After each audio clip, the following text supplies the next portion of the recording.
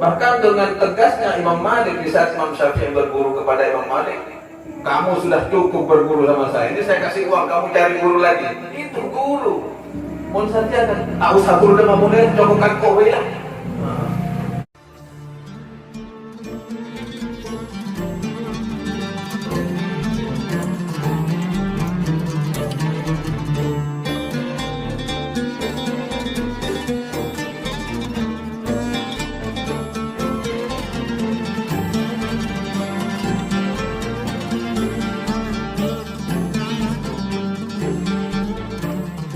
Assalamualaikum warahmatullahi wabarakatuh.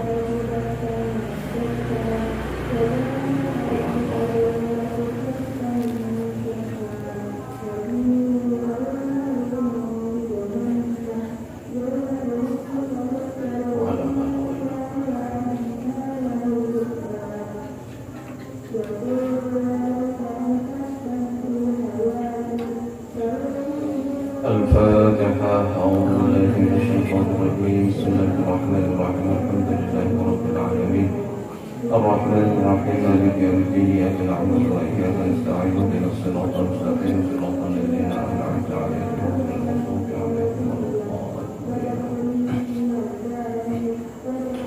بسم الله الرحمن الرحيم.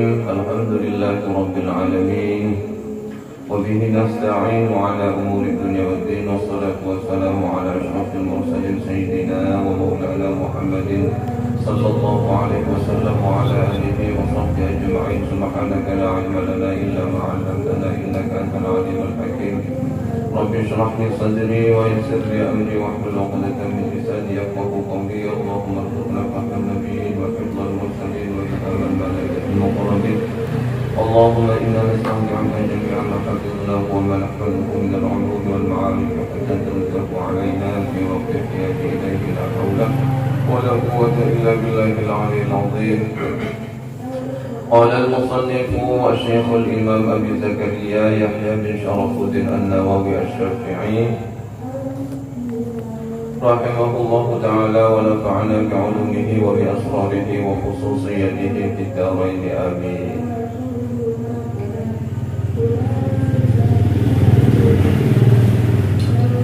Bismillahirrahmanirrahim. Faslun. Sebuah fasal yang isinya akan menjelaskan tentang keikhlasan mu'allim, atau bisa disebut faslun fi ikhlasil mu'allim. Harus sikap seorang mu'allim yang harus memiliki kualitas keikhlasan dan keridhaan, kerelaan. Harus legowo, harus berlapang dada. Bismillahirrahmanirrahim. Wal yahdar kullal hadar. Wal yahdar, dan berhati-hatilah, kullal hadar, dengan sangat hati-hati. Wal yahdar, dan berhati-hatilah, kullal hadar, dengan sangat hati-hati, min qasdihi, atau bisa dibaca ini mangqasduhu. Min ini atau dibaca man qasduhu. Kalau dibaca man qasduhu bermakna man orang, qasduhu yang bermaksud siapa man gitu. Kalau dibaca min qasdihi dari tujuan, dari tujuannya mu'allim. Jadi berhati-hatilah dengan sangat berhati-hati min qasdihi, dari tujuannya muallim, at-takatsura, atau di dalam cetakan yang lain ini ada bacaan at-takabbura. Tapi kalau di sini apa? At-takatsura ya, at-takatsur. Berhati-hati dari tujuannya seorang muallim at-takatsura, untuk berbangga-bangga. Jadi berhati-hatilah dari sifat atau niat yang ingin berbangga-bangga. Berbangga-bangga dengan apa? Bikathratil mustaghilina alaihi, yaitu dengan berbangga-bangga bikathratil mustaghilina, dengan memperbanyak orang yang peduli alaihi, kepada muallim. Bisa dimaknai al-mustaghilin di sini dimaknai dengan pengikut, dengan memperbanyak murid, dengan memperbanyak santri, banyak murid yuk. Jadi seorang muallim itu harus ada mawas diri, harus berhati-hati dari tujuannya. Tujuannya mengajar apa? Jadi mawas diri dari dengan keinginannya terbersih di dalam hatinya, bikathratil mustaghilina alaihi, dengan memperbanyak mustaghilina, al-mustaghilina, orang yang ngaji, ya saya artikan begitu saja ya. Al-mustaghilina, orang yang mengaji, alaihi, kepadanya, kepada muallim. Wal mukhtalifina ilaihi, dan orang-orang yang berpindah ilaihi, kepada muallim, kepada dirinya. Artinya di sini al-mukhtalifina bisa dimaknai berbeda pendapat, tapi di sini beralih, artinya ingin mengambil santri dari orang lain. Dina mengajarkan kau ya, itu Dina mengajarkan kau. Jadi hati-hati dari niatnya seorang muallim. Ada yang seperti hati-hati, ingin memiliki santri yang sudah nyantri kepada orang lain. Jadi ini niatnya sudah tak ikhlas. Kan bab ini pasalnya keikhlasan seorang muallim. Niatnya sudah tak murni, sudah tak lillahi ta'ala. Yang punya santri, atau minder karena santrinya sedikit, minder karena ilmunya sudah luas, bisa disebut alim, alamah contohnya, pas ternyata yang ngaji 3 orang, minder. Sehingga dengan keilmuan itu dia tujukan mencari popularitas dengan mengambil santri orang lain. Dina mengajikan kau. Hati-hati,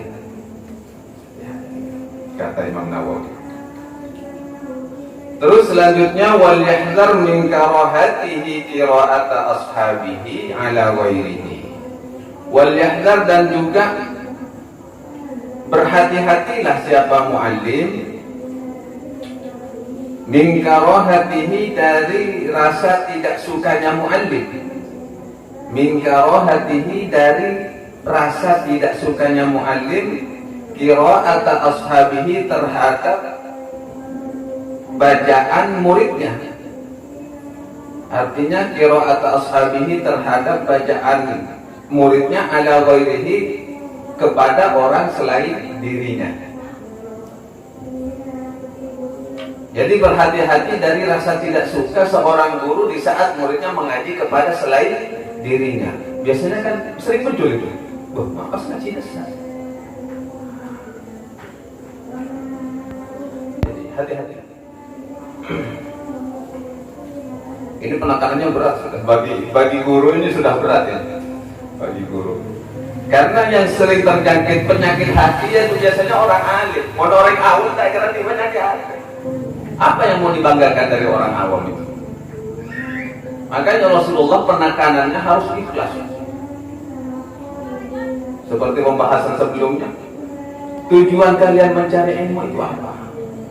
Jadi sudah dibentuk dari sejak awal mencari ilmu, sehingga di saat sudah menjadi orang sukses, paling tidak keikhlasan itu masih tertanam dan terus tertanam di dalam hati, sehingga intisyarul ilmi, nasrul ilminya itu pun karena lillahi ta'ala. Di saat menyebarkan ilmunya dia jadi seorang pengajar, itu tetapnya karena Allah ta'ala. Jadi waliyahzar, berhati-hatilah min karahatihi, dari rasa ketidaksukaannya seorang muallim qira'ata ashabihi, terhadap ngajinya muridnya. Saya artikan begitu ya, ngajinya muridnya ala wajhi, terhadap selain dirinya. Mimman, yaitu dari orang yuntafa'u bihi, yang bisa memberi manfaat bihi kepada murid, kepada ashab, kepada muridnya. Artinya yang dimaksud orang lain itu adalah orang yang bisa memberi manfaat lebih daripada dirinya kepada muridnya. Contohnya begini, saya cuma bisa ngajar huruf hijaiyah contohnya ya, atau mungkin ngajar Al-Quran, tapi kalian belajar ke guru yang lain itu karena untuk menambah pengetahuan itu. Contohnya di sana tajwidnya lebih komplit, ininya metodenya lebih bagus, itu yuntafa'u bihi namanya, yuntafa, bisa memberi manfaat lebih kepada seorang murid. Jadi seharusnya guru yang oh ya tidak apa-apa, nanti ke sana tidak apa-apa. Itu karena di sana karena metodenya bagus, keilmuannya lebih luas daripada saya, tidak apa-apa. Wahadihi, dan namun hal ini, kebiasaan yang seperti ini, musibatun, adalah sebuah musibah, ujian, yubtala, yang sering menimpa biha, dengan ujian ini, dengan musibah, ba'dal muallimina al-jahilin, sering menimpa kepada siapa? Terhadap guru-guru al-jahilina yang awam, yang bodoh lah kasarnya.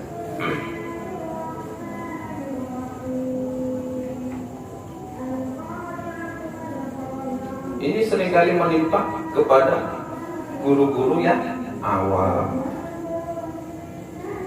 Kenapa disebut awam? Mungkin kualitas keikhlasannya dia tak tertata dari awal.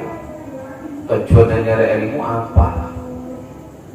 Sehingga mengajarnya pun dengan tendensi yang tidak baik, muatannya pun tak bagus.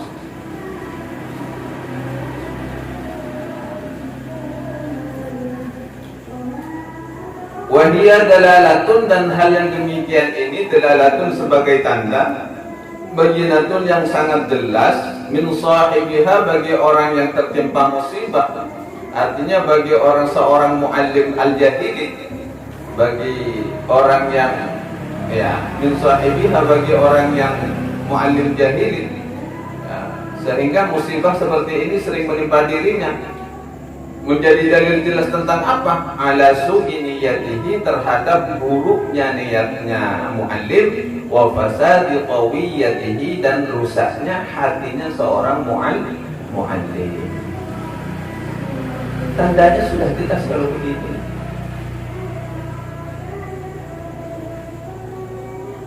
Bal hiya hujjatun qati'atun, bahkan ini menjadi hujjah yang kuat, menjadi dalil yang kuat, sebuah pernyataan ala adami iradatihi, bahwa tidak adanya keinginan muallim bita'limihi, dengan mengajarnya muallim wajhallahi ta'ala al-karim, yaitu berniat mencari ridha Allah ta'ala.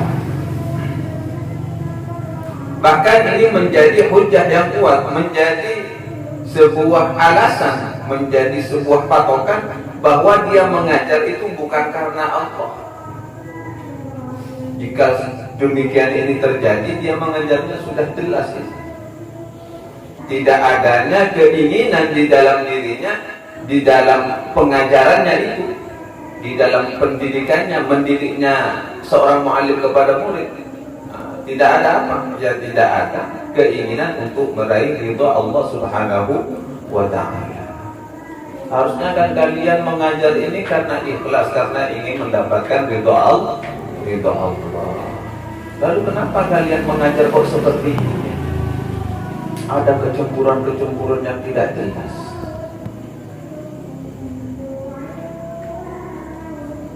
Kalau kalian memiliki santri, memiliki murid, laksanakan tanggung jawab itu.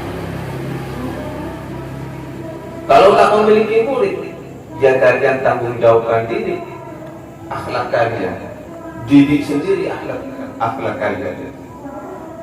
Karena Rasulullah bersabda, kullukum ra'i wa kullukum mas'ulun an ra'iyatihi. Setiap kalian itu adalah pemimpin, dan setiap pemimpin akan ditanyakan tentang kepemimpinannya. Terus setiap orang pemimpin itu maksudnya apa? Ya, kalian itu menjadi pemimpin untuk kalian sendiri, untuk diri kalian sendiri. Walaupun tak punya santri, tak punya murid, tak punya anak buah yang bisa dipimpin oleh kalian, kalian itu adalah pemimpin untuk diri kalian sendiri.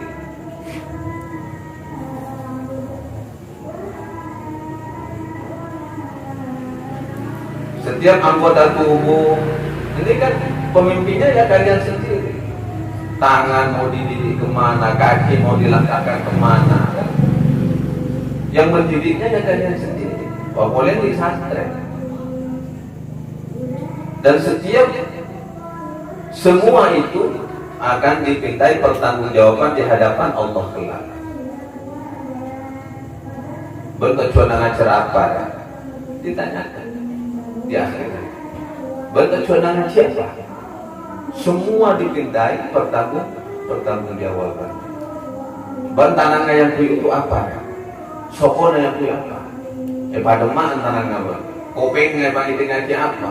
Semua akan dipintai pertama. Makanya Rasulullah bersabda seperti itu, kalian itu pemimpin untuk diri kalian sendiri. Jadi tak bisa mungkir ya junana Allah, tidak bisa berbohong di hadapan Allah. Semua akan mempertanggungjawabkannya dan akan menjawab dengan sejujur-jujurnya. Karena di hadapan Allah itu bukan lisan yang menjawab, tapi semua anggota tubuh akan menjadi saksi. Al-yawma nakhtimu ala afwahihim wa tukallimuna aydihim wa tashhadu arjuluhum bima kanu yaksibun. Pada hari ini nakhtim ala afwahihim, kami kunci terhadap mulut-mulut mereka. Wa tukallimuna aydihim, dan kami jadikan berbicara tangan-tangan mereka. Wa tashhadu arjuluhum, dan akan kami jadikan saksi kaki-kaki mereka. Bima, terhadap apa-apa kanu yang ada mereka yang sibuk melakukan siapa mereka. Artinya setiap apapun yang dilakukan kan. Jadi lisan tak bisa berbohong, karena semua persaksian akan menjadi saksi yang sejujur-jujurnya. Jadi kalau kalian mengajar ya harus begitu. Contohnya santrinya Ina banyak pindah ke Sarif, terus ada rasa kecewa, sakit hati atau marah. Ini kok tiba-tiba pindah ke Sarif, ini ada apa? Itu sudah jelas itu. Bal hiya hujjatun qati'ah, ini menjadi sebuah alasan yang kuat bahwa di dalam mengajarnya itu dia tidak mengharapkan ridha Allah. Tidak mengharapkan ridha Allah. Fa innahu law arada Allah Ta'ala bi ta'limihi lama kariha dzalik. Fa innahu, karena sesungguhnya law arada, seandainya betul-betul menginginkan siapa muallim, Allah Ta'ala akan keridhaan Allah Ta'ala bita'limihi, di dalam mengajarnya, dengan mengajarnya muallim. Seandainya betul-betul mengharapkan ridha Allah Ta'ala di dalam apa? Mengajarnya, lama kariha dzalik, nescaya dia tidak akan benci kepada hal yang seperti itu. Niscaya dia tidak akan marah. Ikhlas ya monggo. Karena ilmu Allah itu bisa didapati dari siapa saja. Dari siapa saja. Jangan harus ada apa ya, bentuk apa namanya, keegoisan. Kamu harus ngaji sama saya, tidak boleh ngaji sama yang lainnya. Itu dolim, itu dolim namanya. Kamu harus belajar sama saya, tidak boleh belajar sama yang lainnya. Makanya orang NU, Ahlus Sunnah wal Jamaah, khususnya organisasi Nahdlatul Ulama di Indonesia, rujukannya luas, banyak rujukannya. Kenapa bisa dikatakan banyak rujukannya? Karena tidak ada pengekangan khusus, tidak dikekang. Kamu boleh cari referensi kitab mana saja. Mau kitab ini, kitab ngaji kitab siapapun boleh, silahkan. Makanya orang NU itu sholatnya macam-macam, iya kan? Orang NU sholatnya macam-macam. Ada yang kalau takbiratul ihram itu sedekahnya begini, ada yang di bawah pusar, ada yang begini, ada yang begini. Semuanya dipakai. Selama tidak menyalahi aturan syariat dan itu ada dalilnya, monggo, silahkan. Atau tak perlu sedekah, kan ada kan? Tak perlu sedekah,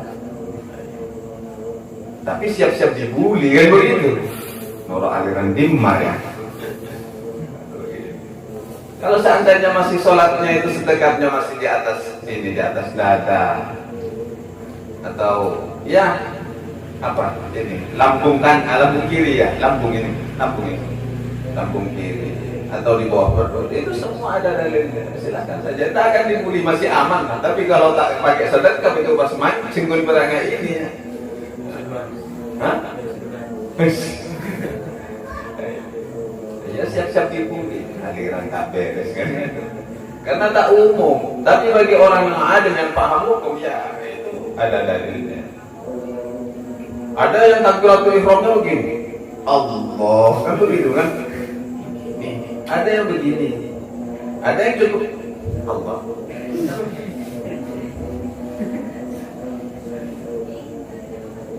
Jadi NU itu rujukannya luas. Karena apa? Dari ulamanya pun tidak ada pengekangan. Monggo silahkan. Selama ada dalilnya dan dibolehkan oleh syara, silahkan. Kan begitu. Dan saya yakini ulama-ulama NU berarti dakwahnya lillahi ta'ala. Tidak ada pengekangan.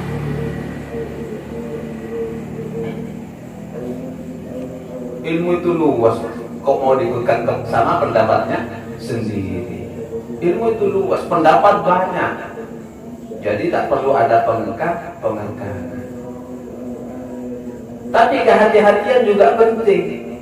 Memang tak usah, tak perlu dikekang, tapi kehati-hatian itu penting. Apa maksudnya hati-hati? Agar kalian ini tidak terjerumus kepada aliran-aliran yang tidak diridhoi Allah. Oh ini tak bagus, ini tak bagus, ini tak bagus, ini sesat. Jadi pemantauan itu penting, tapi apa namanya, pengekangan jangan sampai terjadi kan begitu. Cari ilmu seluas-luas, sebanyak-banyak. Tapi gandenglah tangan para ulama, khususnya para guru-guru, agar menjadi ajuan kebenaran. Kalian boleh cari ilmu sana sini, tapi dari ilmu yang kalian dapat, interaksikan dengan guru-guru kalian. Ini betul apa salah? Karena di saat pemula biasanya suka begitu, jiwa mudanya akan keluar. Jiwa mudanya, semua ilmu ingin digali. Bahkan seringkali kalau biasanya jiwa muda ingin menggali keilmuan, itu biasanya melupakan sandaran. Sepenting oleh ilmu. Jadi kecerdasan yang diperoleh biasanya jika tanpa ada sandaran maka akan menjadi kecerdasan yang liar, sehingga menjadi pemahaman radikal. Jadi butuh sandaran.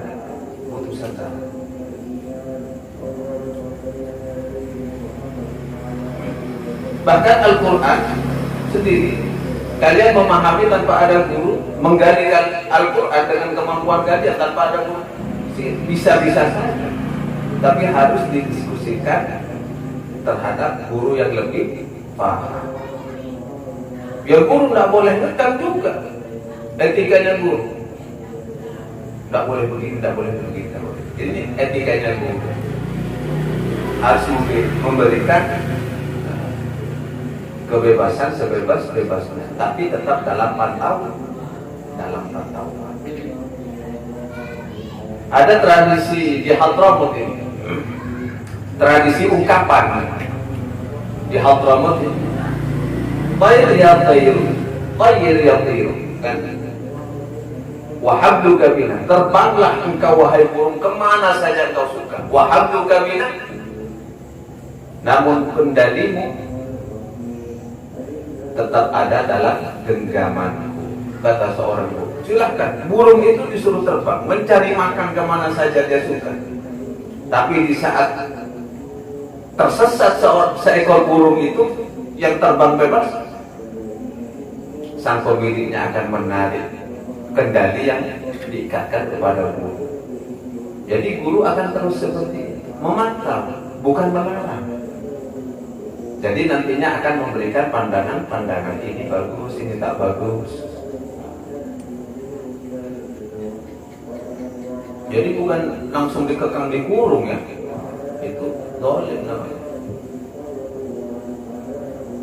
Jika demikian ini sudah terjadi pengekangan, maka itu menjadi sebuah alasan, tanda yang sangat jelas bahwa di dalam mendidiknya seorang murid itu tidak ada nilai ingin mengharap ridho Allah.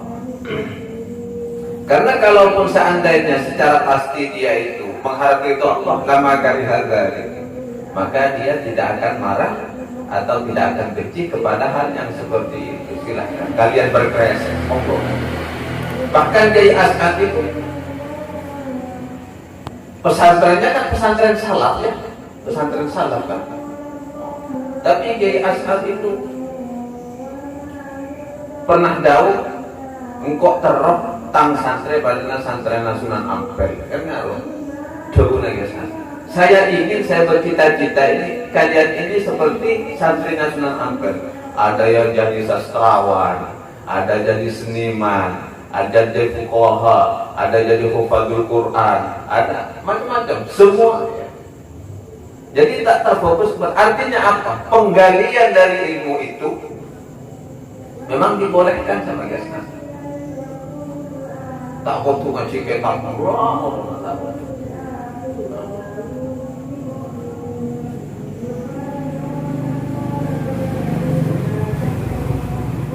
tapi kalian juga, saya pesan ini, kalian di dalam mencari keilmuan dan menggali keilmuan ya harus juga berhati-hati.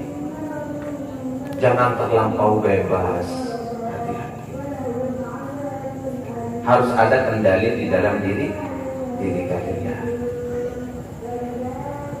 Karena apa? Karena ilmu itu bukan cuma untuk dicari, tapi untuk diamalkan.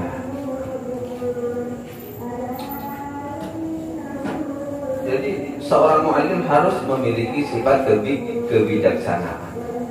Bal qala li nafsihi, bahkan seharusnya qala berkata siapa mu'allim li nafsihi kepada dirinya sendiri di saat mengajar ini.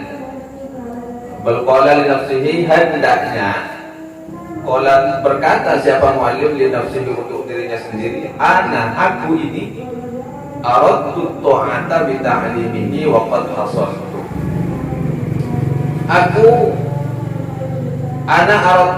menginginkan at-ta'ata hanya perbuatan taat kepada Allah bi ta'limihi, di dalam mengajar santri Waqad hasaltu, dan semua itu telah aku dapati. Waqad hasaltu, dan telah aku dapati.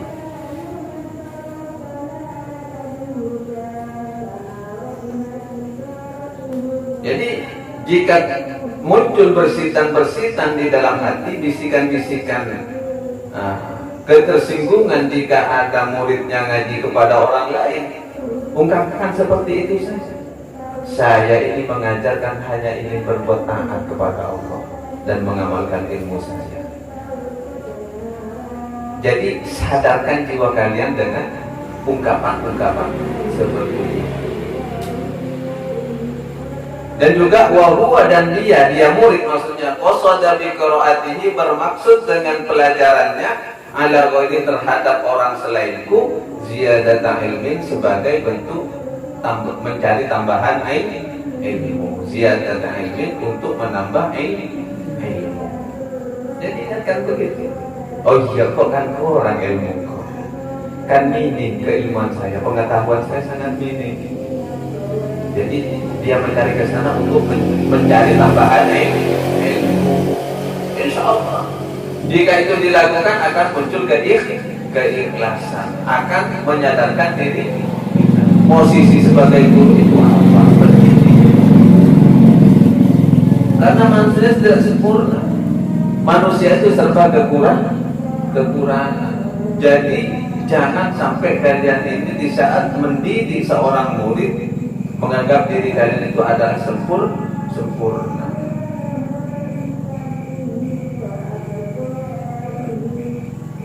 Jadi jangan, hati-hati. Fala ataba alaihi, jika demikian fala ataba, maka jangan sampai mencela. Fala ataba, maka jangan sampai mencela alaihi, kepada murid. Jadi tak perlu mencela. Boleh tak kiri, baru ngaji desa, mata ngajikan kok be. Jadi tak perlu mencela. Kalau perlu didukung. Iya, monggo silahkan, baru ngaji desa yang ngaji. Tak apa-apa.